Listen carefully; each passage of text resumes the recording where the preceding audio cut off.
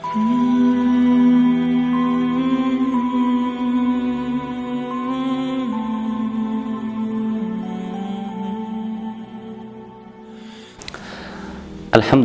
Rabbil alamin wassalatu wassalamu ala nabiyyina Muhammadin wa ala alihi wa ashabihi ajma'in amma ba'd. Assalomu alaykum va rahmatullohi va barakatuh. Birodarlar, sizlar bilan bugun inshaalloh istig'for haqida gaplashamiz. Istig'for bu gunohlarni talab qilishlik, gunohlarni kechirishlikni talab qilishlik, Alloh taolodan mag'firatni, kechirimni so'rashlik degan ma'noni bildiradi. Ya'ni g'afaro degan so'z o'zi bir narsani yopdi degan ma'no. Bir narsani yopdi. Bana mototsiklda yurgan vaqtingizda bir mototsiklda yuradiganlar kaska kiyadi boshiga. Ana shu kaskani mag'faro deydi arablar. Ya'ni boshni o'rab turadigan, yopib turadigan, himoya qilib turadigan narsa.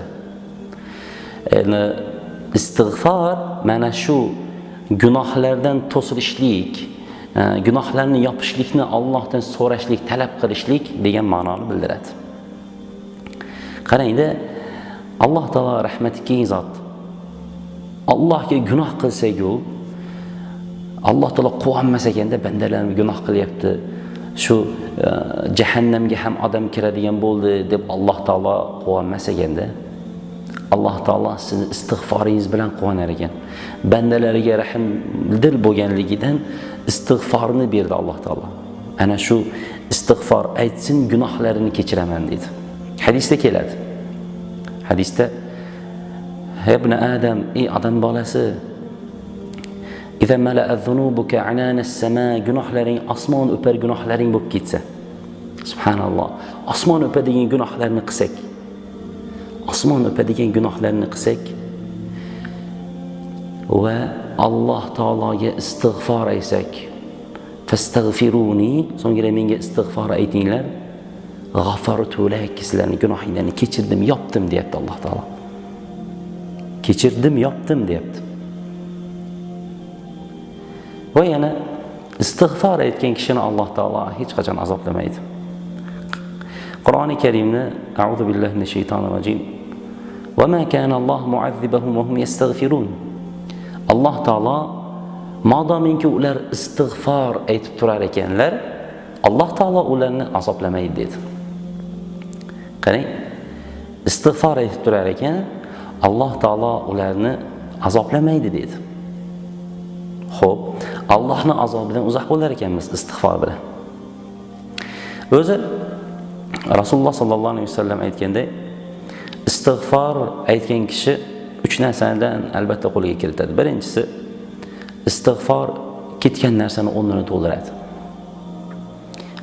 Inson doim astag'firulloh, astag'firulloh va atubu ilayh deb mana shu kalimani tilidan qo'ymas ekan, uni yo'qolgan narsalari hech inshaalloh o'rni to'ladi. Xo'p, farzandlaringizning o'rni yo'qoldimi? Alloh taolo ana shu farzandingizni o'rnini bosadigan bir chiroyli narsa beradi. Nimadan ayrildingiz? Mol dunyoingizdan ayrildingizmi? yoki ishingizdan ayrildingizmi? Alloh taolo sizning ko'nglingiz to'ladigan narsani berib qo'yadi agar istig'forda davomiy bo'lsangiz. Ikkinchisi istig'for.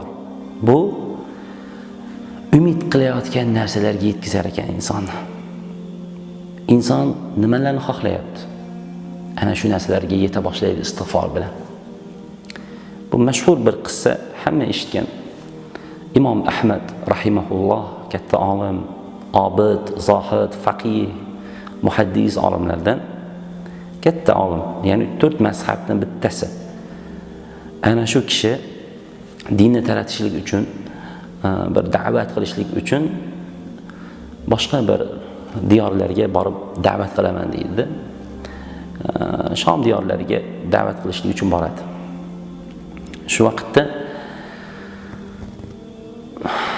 agar shu Shom diyorini hokimiga aytganida, Imom Ahmad men kelyapman deb aytganida, hokimi chiqib kutib olgan bo'lardi deydi. Shunchalik shon shuhrati baland, hamma taniydigan olimda hokimi chiqib kutib olgan bo'lardi. Ammo ulamolar shundayki, yamshuna fil ardi, yer kurrasida shunday yuradi. Iza khatabahumul jahilun, jahillar xitob qilsa qalu salama, salomat bo'lsin deydi. Shunchalik bir tavozulik bilan yuradi. Olim kishilarning sifatlari shu. Ya'ni indamay shu joyda bir darslar o'taman deb turib, shom yoriga keladi. Hech kim bilmaydi. Agar aytdik hokimi bilganida edi, kutib olgan bo'lardi o'zi dedik. Kechga taraf bir masjidga keladi, masjidda taqirlatadi.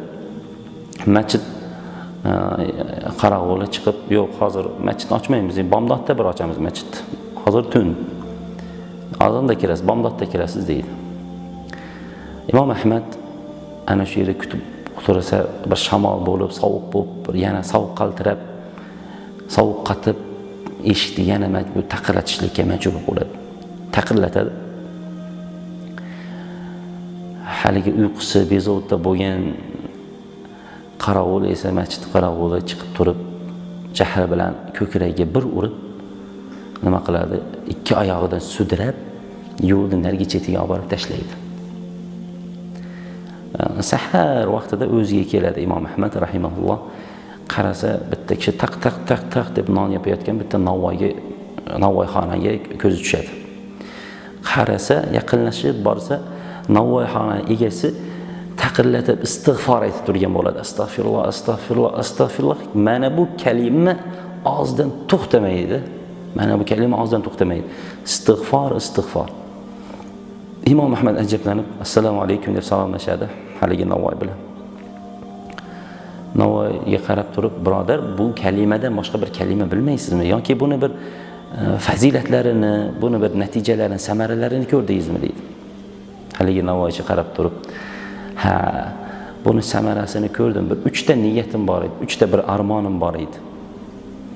Mana bu armonlarimdan 2 tasiga yetdim. Lekin 3-chisiga hali yetmadim. Shu 3-chisida bir armonim bor. Alloh taolodan istig'for aytaman. Alloh shu armonimga ham yetkazadi deydi.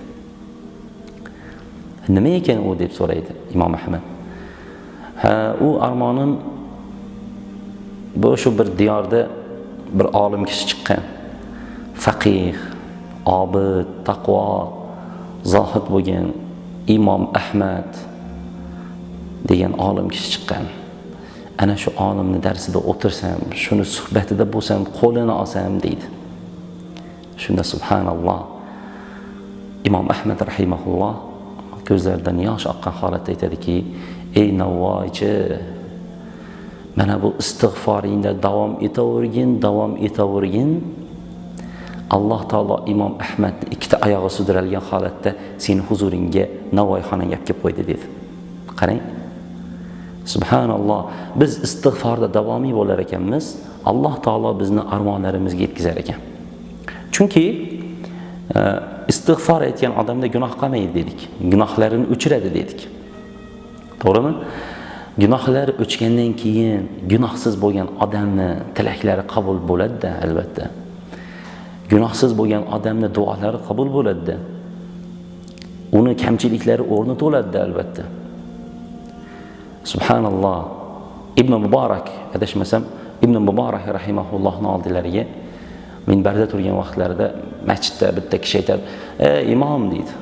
"Ey imom, duo qiling, yomg'ir yog'may qo'ydi. Bir yomg'ir yog'sin, dehqonchiliklarga, bug'doyga suv kerak. Bir Allohdan duo qilib yomg'ir so'raylik desa, istig'forni ko'paytiringlar" deydi. Jumada odamlarga istig'forni ko'paytiringlar deydi. Yana bittasi turib, imom, menga duo qilib qo'yincha, jamoat amin desin, farzandim yo'q, qancha yillardan beri farzandim yo'q deydi. Istig'for aytgan deydi. Uchinchisi odam turadi, aytadiki, men Alloh taolo dunyo bersinchi, menga faqirman. Bir ishlarimga baraka berishligini, rizq berishligini so'rayinchi desa, istig'for ayt deydi. Uni eshitgan shogirdlari Ibn Muborakdan so'raydi, nima uchun 3 ta odam 3 xil savol berdi, bir xil javob berdingiz deb so'raydi. Shu vaqtda aytadiki, Alloh taoloning oyatda Alloh shunday javob bergan-u deydi. Faqultu astaghfiru robbakum innahu kana ghaffara. Robbinglarga istig'for aytinglar, albatta u ko'p gunohlarni kechiruvchi zot. Yursilis samaa alaykum midrara. Osmonlarda mayda bo'lgan yomg'irlarni tushiradi dedi. Va yumdidukum bi amwali va banin. Va sizlarga mol dunyoinglarni va farzandinglarni ko'paytiradi dedi. Yumdidukum ko'paytiradi, uzoqlashtiradi dedi. Ana dunyo xohlayapsizmi? Istig'for ayting. Farzand xohlayapsizmi? Istig'for ayting. Yomg'ir xohlayapsizmi? Istig'for ayting. Qo'yingki, nimani xohlasangiz istig'forni ko'paytiraylik. Ozgina kalima. Astagfirulloh va tubu ilayk. Astagfirulloh. Qarang. Shuning uchun ham Rasululloh sallallohu alayhi vasallam namozimiz o'qib bo'lgandan keyin darrov istig'for aytishlikka nima qildi? Buyurdi. Assalomu alaykum va rahmatulloh, assalomu alaykum va rahmatulloh deb salom bergandan keyin astagfirulloh, astagfirulloh, astagfirulloh. Nimaga? Chunki namozimizdagi kamchiliklar, sajda, rukudagi, qiroatdagi kamchiliklarga o'rnini to'ldirsin dedi-da. O'rnini to'ldirishlik uchun ekanda bu, aytdik, ustini yopishlik uchun, bir aybni yopishlik uchun, bir gunohni, kamchilikni o'rnini to'ldirishlik uchun istig'for aytiladi dedik. Darrov gunoh qildingizmi, ko'zingiz nomahramga tushdimi? Istig'for ayting. Alloh shuni o'rni to'ladi. Shu gunohingiz yopiladi. Xato ish qilib qo'ydingizmi? Istig'for ayting. Darrov istig'for ayting. Assalomu alaykum va rahmatullohi va barakatuh.